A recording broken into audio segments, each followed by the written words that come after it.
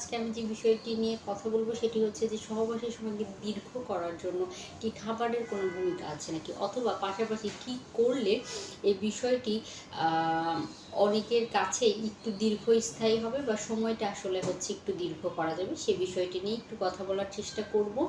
যদি আপনার কোনো অসুখ বিসুখ থেকে অবশ্যই ডাক্তারের পরামর্শ নিতে হবে, সেটি ছেলে হোক কিংবা মেয়ে হোক, সবার উদ্দেশ্যেই পরামর্শ যে যদি এই বিষয়টিতে সমস্যা দেখা দেয়, তো সেই ক্ষেত্রে অবশ্যই সবার প্রথমে যে কথাটি বলবো, একজন বিশেষজ্ঞ ডাক্তারের পরামর্শ নিতে হবে। কেননা প্রাকৃতিকভাবে সমস্যা যদি থাকে সেটি কিন্তু সমাধান করা সম্ভব হবে না যদি শারীরিক সমস্যা থাকে।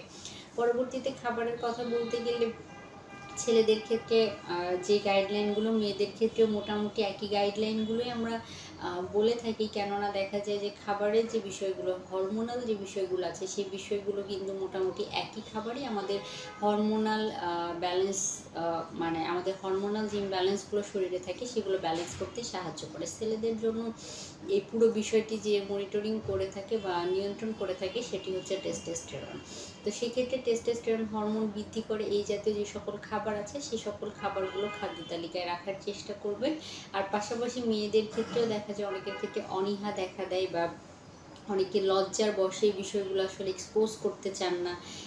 তাদের উদ্দেশ্যেও বলবো, যদি আপনাদের সমস্যা থাকে অবশ্যই একজনের সাথে কাউন্সিলিং নিয়ে এই বিষয়টি সমাধান করতে পারেন, অথবা শারীরিক সমস্যা যদি থাকে তাহলে সেই শারীরিক সমস্যা সমাধানের জন্য ডাক্তারের পরামর্শ নিতে হবে।